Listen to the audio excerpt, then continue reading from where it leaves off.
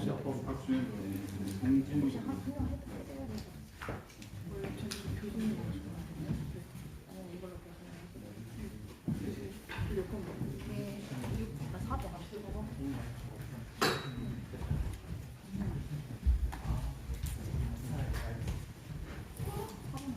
저희가 이거 영상으로 나가서 영상을 자막으로 붙을 거거든요. 그래서 보시고 발언하실 때는 카메라를 보시고 발언하시면 좋겠습니다.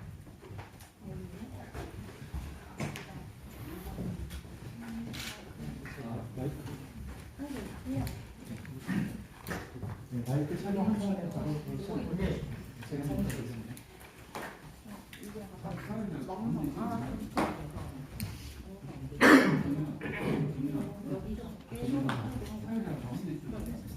그래? 가장이라고 왼쪽에 추가가 나온 것 같은데. 요즘은 알게 대로 카메라에서 보면 다.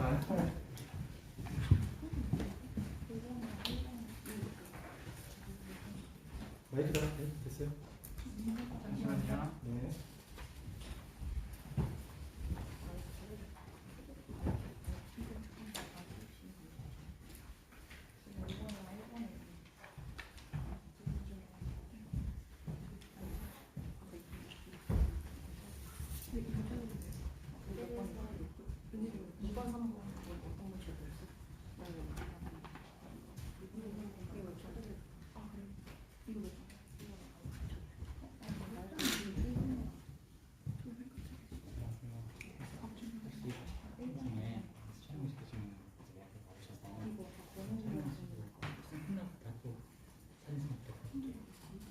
제 욕심을 막아야지. 아 그래요? 네, 제 카메라가 조심해서 있어서. 다닐게요. 네 감사합니다. 잠시만 지나갈게요.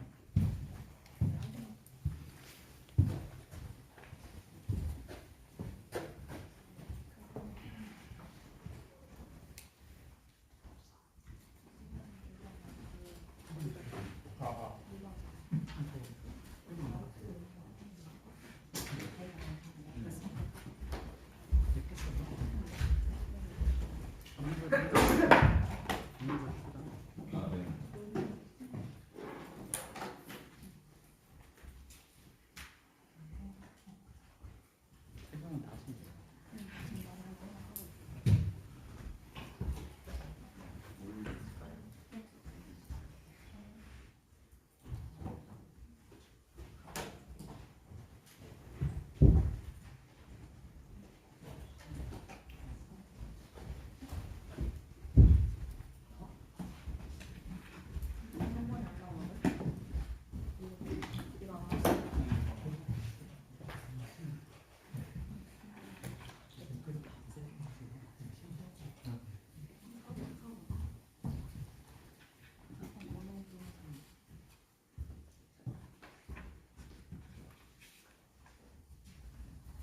저희 이거 카메라가 지금 3대인데 말씀하실 때 저쪽으로 이렇게 시선 처리해 주시면 될 것 같습니다.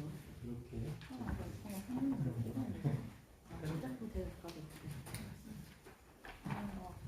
이제 녹화 눌러볼까?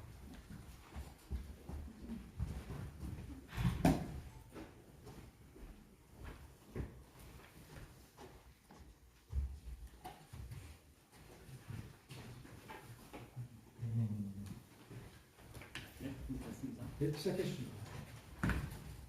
네, 앞서 발표를 했던 김정민 변호사고요. 토론 세션의 자장을 맡았습니다. 반갑습니다. 먼저 토론 세션에는 정말 그 가상자산 업계의 최고의 권위자분들만 모신 것 같습니다. 그 블록체인 학회장님 한 분 모셨고, 거래소에서 2분 대표님 모셨고, 그리고 가상자산 최고 전문가이신 2분의 변호사님을 모셨습니다. 그래서 순서대로 일단 소개를 시켜드리겠습니다. 한국 블록체인 학회장이신 박수용 교수님. 네, 반갑습니다.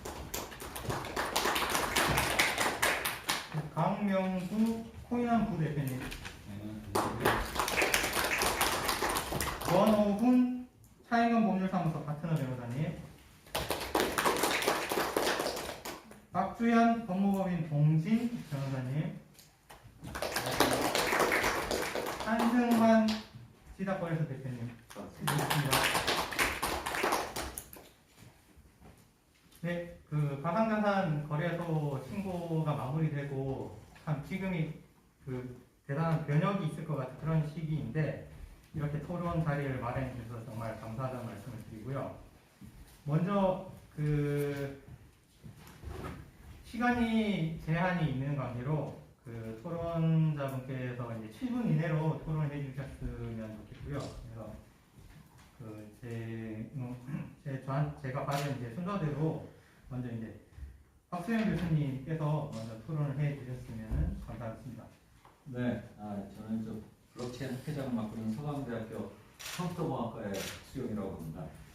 근데 제가 오늘 좀 얘기 좀 들어보니까 사실 저희 블록체인 학회는 성격이 이게 IT 기반으로 해서 이제 블록체인 기술 연구하는 학회라 가지고 사실은 오늘 저기 법률적인 이슈라든지 이런 것들에 대해서 뭐 저도 뭐 이제 뭐 이렇게 흘러가는 것들은 어느 정도 파악을 하고 있지만은 제가 이렇게 전문적으로 이렇게 말씀드릴 수 있을지는 잘 모르겠고 차라리 우리 좀 법학회 이정현 회장님 모시면 좀 좋을 뻔했다라는 생각이 들긴 하는데요. 어쨌든 제가 좀 요즘 최근에 이제 이렇게 좀 진행되는 것들을 좀 보면서 2017년에도 뭐 굉장히 그 열기가 뜨거웠고 그 당시에도 이제 뭐 그 박상기 또 법무장관님 나오셔서 또 한마디 하시고 뭐 그런 사건들 뭐 아직도 기억에 생생하잖아요. 근데 그때 제가 한 가지 이제 에피소드가 있는데 그때 이제 국회에서도 또 이제 이런 비슷한 그 공청회들이 많이 있었어요. 근데 그때 그 미국의 이제 전 상공회의 그러니까 미국에 근데 이제 전 상공회장님께서 이제 그때 어떻게 이제 어레인지가 되셨는지 뭐 이제 나오셔서 그 당시에 그런 이제 그 가상화폐죠. 그 당시에는 이제 요즘에 이제 가상자산이라고 하지만은 가상화폐에 대한 말씀을 좀 해주시면서 굉장히 저는 이제 좀 뇌리에 좀 기억 남을 만한 말씀이셨는데 그분이 무슨 얘기를 하셨냐면은 어떤 산업이건 간에 뭔가 이제 새롭게 나타나고 뭔가 이제 이런 것들을 그런 일들이 있을 때 정부가 그 산업에 대한 시선, 정부가 어떤 관점으로 이것을 바라보느냐가 굉장히 이제 중요하다 이제 그런 말씀을 하셨어요. 그러면서 이제 예를 든 것이 1960년대, 70년대의 라스베가스는 마약과 그 도박의 도시였잖아요. 그러니까 정말 그냥 또 혼란의 도시였었죠. 근데 이제 그런 그 혼란의 도시를 그 라스베가스 주정부에서 야 이거 위험하고 뭐 사기도 많고 이러니까 출입 금지 해서 라스베가스를 이렇게 출입 금지하고 이제 뭐 이렇게 하지를 않고 그 주정부에서는 이런 도박이나 이런 것들을 차라리 어떤 미래의 도리어 이제 먹거리 산업으로 키울 수 있는 그런 산업의 관점을 이제 바라본 것이죠. 그래서 위원회도 만들고 뭐 규정도 정비하고 여러 가지 환경을 개선해 줌으로써 이제 오늘의 라스베가스가 만들어지게 됐다. 그런 말씀을 하시면서 그 당시에 그냥 뭐 ICO니 뭐니 굉장히 혼란스러웠었잖아요. 그런데 이런 그 가상화폐 산업을 정부가 어떤 관점을 바라보느냐? 야 이거 위험해. 이거 뭐 어른들이 가르쳐야 될 거야. 뭐 이렇게 바라보느냐? 아니면은 이 산업을 잘 키워서 정말 미래의 우리 디지털 세대들이 새로운 먹거리도 만들어내고 새로운 일자리도 창출하고 또 새로운 어떤 그 이 산업으로 키울 수 있는 그런 것으로 보느냐 하는 어떤 관점을 가지냐가 굉장히 이제 중요하다라는 이제 말씀을 하시고 뭐 결론은 없이 이제 내려오셨는데 저는 그게 굉장히 공감하는 것 같죠. 그러니까 정부가 정말 이 산업을 어떤 시선으로 바라보느냐. 근데 제가 이제 그동안에 계속 이렇게 뭐 저야 뭐 이제 기술하는 사람이니까 여러 가지 블록체인 기술 연구하는데 정부의 시선은 제가 볼 때 여전히 그냥 이거는 좀 위험하고 어른들이 가르쳐야 될 산업으로 보고 있는 것이 아닌가. 근데 그런 생각이 들고 그런 어떤 정부의 시선이 시각이 요번에 특검법에 아주 잘 표현되어 있지 않은가 저는 이제 좀 그런 생각을 합니다. 그래서 이것이 그 어떤 그 정부가 바라보는 시각 혹은 뭐 또 어떤 이 뭐라고 해야 될까요? 그 어떤 금융권이라든지 이런 쪽에서 바라보는 이 시각이 바뀌지 않는 이상은 이 그 가상자산 산업이 제대로 발전할 수 있을까라는 좀 걱정과 의문을 좀 갖는다라는 말씀을 좀 드리고 싶고요. 이제 그런 관점에서 저는 뭐 이거 특검법 뭐 지금 이렇게 하고 있는 것이 근데 저는 뭐 법 취지나 이런 거 잘 모르겠지만은 아마 이제 이걸 좀 정리하고 그 시끄러운 그런 소리 안 나게끔 하고자 하는 어떤 그런 것이 취지 아닌가 저는 뭐 하여튼 저는 그냥 그런 바깥에 이렇게 법을 하지 않은 사람이니까 뭐든지 좀 그렇게 보이는데 정말 이것을 여기도 좀 오늘 그 건강한 산업 생태계 이렇게 제목을 썼잖아요. 그러면은 정말 산업이라고 본다고 하면은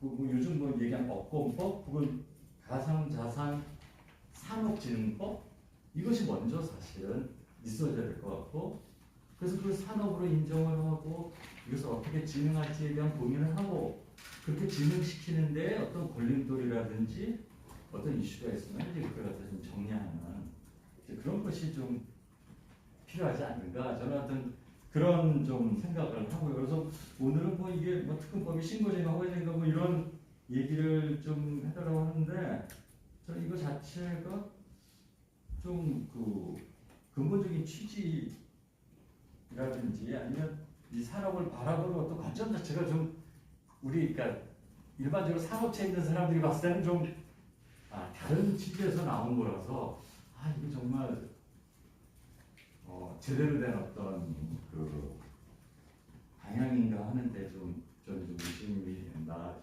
좀 아쉬운 마음이 있다. 뭐 저는 이제 그런 말씀 좀 드리고 싶고 이제 그러면서 그래서 뭐 요즘 또 나온 것이 새로운 기술들 뭐 NFT라든지 뭐 이런 것들이 막 계속 나오는데 이것도 그러면 여기에 또 해당되는 건지 아닌지 뭐 이런 이슈들도 많고 그런 것 같아요. 그래서 좀 그러면은 정말 이것이 뭐 KYC라든지 자동차다 이런 것이 문제가 된다면 그것만 딱 규정하고 그거는 정말 어떻게 뭐 해서 이제 해결을 시키고 나머지는 뭐 그러면 좀 알아서 하겠다든지 아니면 나머지는 산업진흥법에서 뭐 다뤄준다든지 뭐 이런 것이 좀 필요하지 않을까 좀 그런 생각을 예.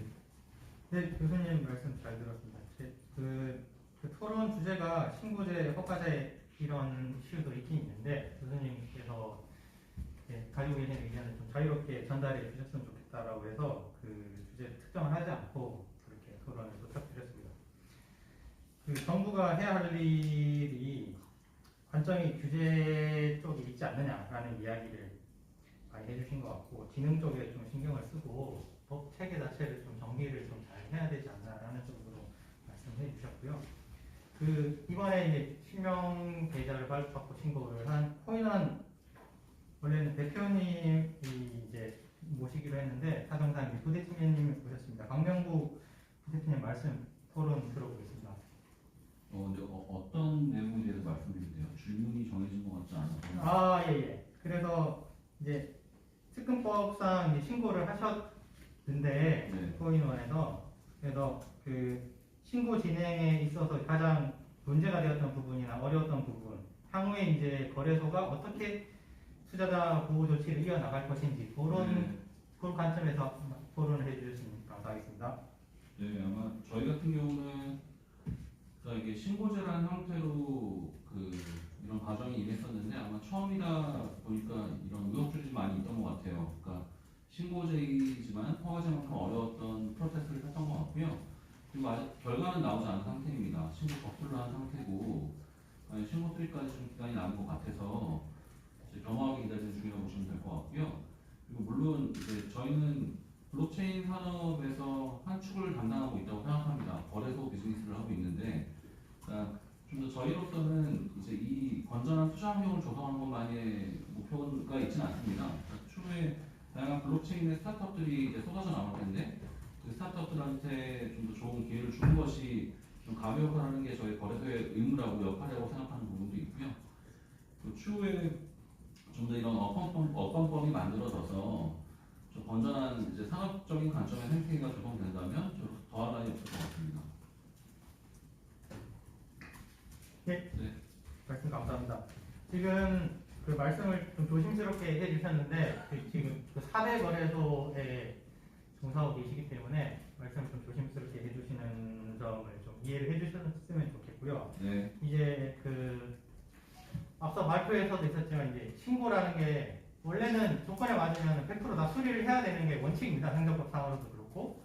근데 이제 수리가 될지 안 될지 모른다라는 생각을 하시는 것 자체가 이 제도가 신고인지 허가제인지 의문을 가지게 된 그런 지점이 아닌가 그렇게 생각이 됩니다.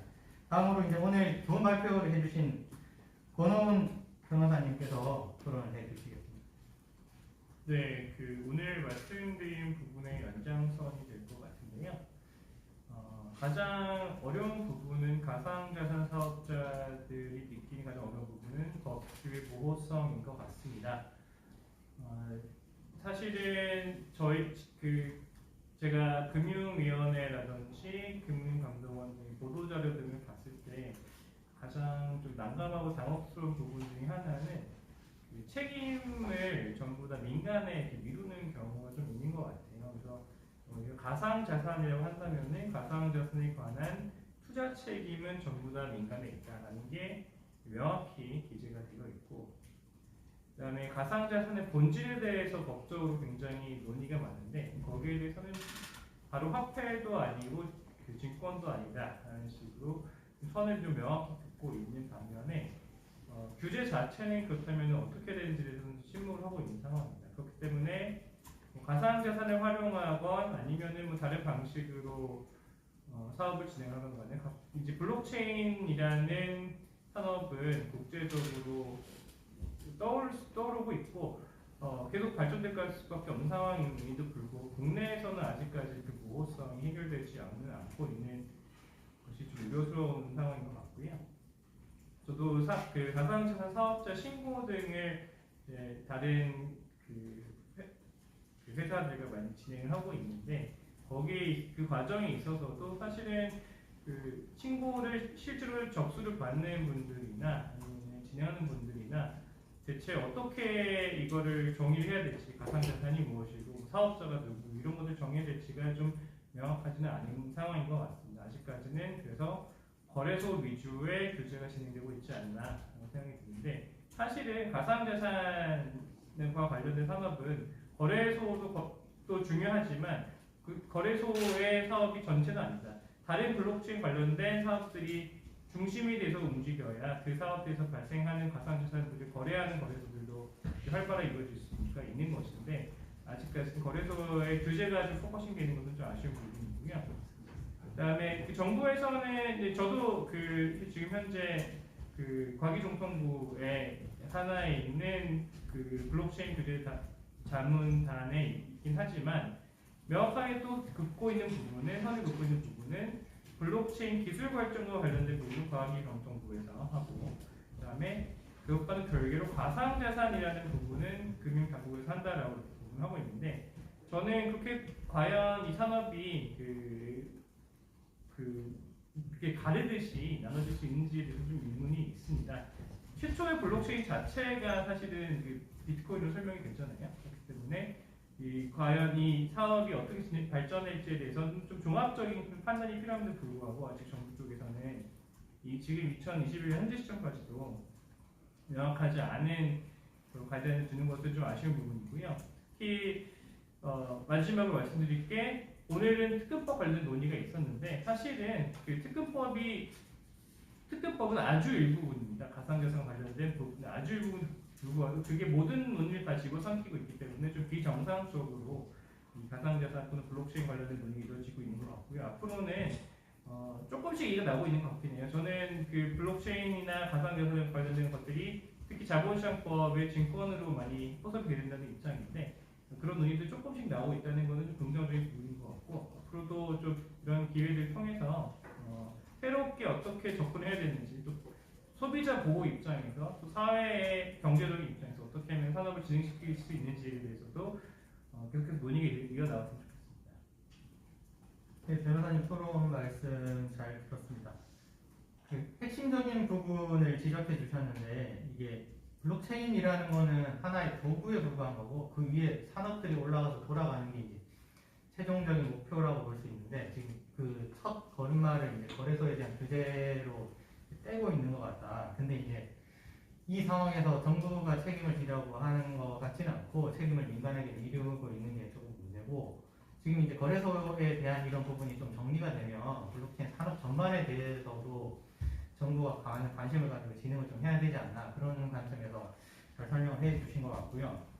다음으로 박주현 변호사님의 토론을 들어볼 텐데 박주현 변호사님 발표에서도 많은 말씀을 하셨지만 그 중국 당국은 지금 블록체인에 대한 보유 거래 전부 금지하면서 지금 아예 이제 중국에서는 그 거래 사이트 자체가 문을 닫고 있는 상황인데 이게 이제 한국 시장에 어떤 영향을 또 미칠 수가 있는지 이 부분에 대해서 좀 말씀해 주시고 나머지는 자유롭게 말씀해 주시면 감사하겠습니다. 그 제가 생각하기에 이제 이 블록체인 산업의 가장 근본적인 문제는 일단 돈은 많이 되는데 이 돈에 대해서 관심을 가지는 사람들은 고공, 웰정직 공무원이고 책임을 지는 사람은 늘공, 직업 공무원이라는 점입니다. 그래서 뭔가 보면 돈이 될 것 같고 이익이 많이 될 것 같은데 이런 부분에는 어공들이 접근을 해서 온갖 유착 관계가 되고 뭐 예를 들면 또 중공이나 아니면 다른 쪽하고 연결이 돼서 개인적인 착복을 하고 또 어마어마한 부패를 이렇게 저지르고 뭔가 이거를 산업화로 만들려면 어떤 국민적 판이나 이 도박과의 그 부분이 좀 모호성 이런 것 때문에 상당히 어려워하는 것 같아요. 그래서 이런 것들을 솔직히 잘 이끌려면 결국에는 리더가 여기에 대한 근본적인 관념을 가져야 일공들이 힘을 받고 이걸 하면은 뭔가 인센티브가 있고 대한민국에 어떤 뭐 족적을 남길 수 있겠구나 이런 생각을 하게 되는데 지금 뭐 문재인 정권 하에서 이 지금 가상화폐는 사실 뭐 그때 박상기 장관 사태에서 드러났듯이 제도적으로는 무조건 금지시켜야 되는 어떤 그런 나쁜 거란 말이죠. 그렇지만 또 한편으로는 엄청나게 돈이 되는 부분이기 때문에 그 뒤에서 엄청나게 해먹고 있는 이런 모순적인 그런 명과 함이 존재한다는 겁니다. 그래서 이제 지금 근본적으로 가장 큰 문제입니다. 사실 중국도 전면 금지를 정책적으로 하고 실제로 그게 이제 규제도 되지만 또 한편으로는 또 뒤로 또 많이 하거든요.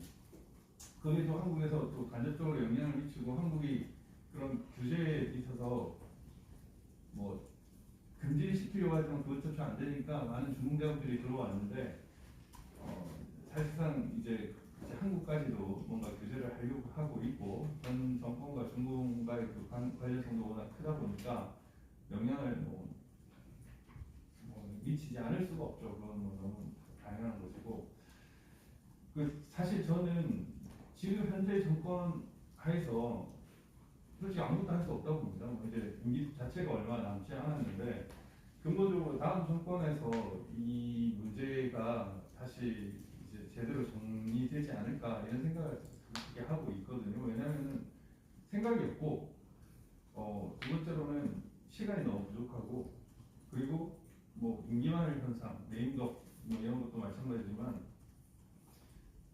이 제도를 추진하려면 결국에는 뭐 늘공이 또 일을 하고 또 오공도 뭔가 비전을 제시하고 이렇게 해야 되는데 비전 제시할 사람도 없고 도망가게 바쁘고 늘공도 굳이 책임질 일을 할 필요가 없는 지금 상황이라서 솔직히 개인적으로는 아무것도 할 수 없습니다. 지금 보면 아무것도 할 수 없고 전반적으로 이제 조급하게 물론 조급증을 느낄 수밖에 없죠. 지금 특검법 시행으로 인해서 많은 거래소들이 4대 거래소를 제외하고는 전부 다 고사 위기에 있기 때문에 사실상 뭐 조급할 수밖에 없는데 실상은 어쩔 수 없이 말라붙지 않게끔 버텨올 수밖에 없고요. 지금 뭐 여가 됐건 야가 됐건 각 그 대권 캠프 같은 이런 부분에 대한 문제점과 향후에 이것이 정말 뭐 부정적인 요소도 있지만 정말 또 마음먹기 하기에 따라서는 정말 대한민국을 또 바꿀 수 있는 그런 어떤 좋은 장점을 가진 그런 것이라는 점을 강하게 어필을 해서 또 젊은 친구들이 많고 국제적인 감각을 가진 친구들이 많으니까 뭐 캠프 등이 어필하기 좋잖아요. 그렇게 해서 근본적으로 좀 변화를 가질 수밖에 없지 않나 이런 생각을 하고 있습니다. 네, 이상입니다. 네, 변호사님 토론 감사드립니다. 오늘 토론에서 제가 생각했을 때 제일 이제 하실 말씀이 많으실 것 같고, 현재는 이제 위기를 맞고 계시지만 이 위기를 어떻게 기회로 바꿔야 할지 고민이 많으실 것 같은데, 그 코인마켓으로 지금 신고가 되어 있는 지닥거래소의 한승환 대표님께서 하실 말씀이 상당히 많으실 것 같습니다. 그래서 지금 코인마켓으로 이제 신고가 완료됐는데 실명 계좌 발급을 시도를 하셨을 테고, 그 과정의 불만 사항이나 아니면은 이후 계획 같은 걸 중점적으로 해서 자유롭게 토론을 해주셨으면 좋겠습니다. 네,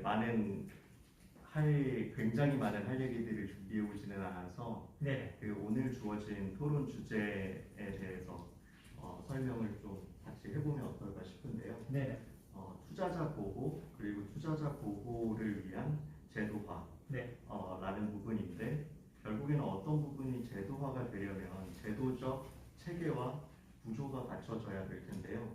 예를 들어서 용어에 대한 이를테면 정의라든지 또는 그 정의에 대한 사회적인 합의라든지, 그리고 이런 부분에 대한 공감대를 통해서 어떤 부분을 추진해야 되는지, 결국 나왔던 모호성이라든지 책임과 권한의 헷갈리는 부분이라든지 이런 것들을 정리를 하면서 가야 될 거라고 생각이 드는데요. 예를 들어서 투자자는 뭘까요? 지금 오늘 주제에서는 아마도 가상자산 전체의 투자자라기보다는 거래소 내의 투자자를 조금 더 특정해서 다루고 있는 것 같고요. 보호라는 것은 뭘까요? 보호라고 하면 일체의 손실을 보전하거나 또는 투자자가 스스로 넣었던 원화 기준의 대금보다 더 자산이 줄어들었을 때 피해라고 생각하는 거에 대한 보호일까요? 또는 해킹에 대한 보호인지, 보이스피싱에 대한 보호인지, 아니면 정보의 투명성이 있지 않아서 기울어진 형태로 제공되는 정보 때문에 조작된 시장으로부터 발생할 수 있는 공정하지 않은 거래로부터 나오는 것인지, 이런 명확한 정의들이 선행이 되어야 될 것 같은데요. 당연히 투자자 보호라 함은 제가 해석한 것은 투자자의 손실을 보존한다는 차원의 보호는 아니고요. 성인 기준으로 거래를 할 수 있도록 법이 되어 있다 보니 자기가 판단하는 것인데, 다만 그 과정에서 투자자들에게 제공되는 정보라든지 거래의 환경이라든지 또는 그것과 관련된 보안성의 안정성이라든지 이런 부분들이 충분히 공정하다고 느껴질 만큼 판단하고 실행할 수 있도록 하는 게 투자자에 대한 보호일 것 같습니다. 결국에는 그런 것들이 누가 그런 것들을 실행하느냐 또는 누가 그런 것들에 대한 책임을 지고 결정해야 되느냐에 대한 영역으로 가야 될 것 같은데요. 예를 들어서 책임과 권한이 굉장히 모호했던 이슈 중에 하나가 좀 전에 있었던 실명계좌 관련된 이슈였다는 생각이 듭니다. 은행 같은 경우 결국에는 여러 군데의 거래소들이 있고, 그리고 거래소업에 대해서 가상자산 사업자로 신고를 했지만 그 요건 중에 하나가 은행으로부터 받는 확인서가 있었습니다. 그러면 이 애초에 가상자산 사업자로서의 신고를 할 때 의무사항은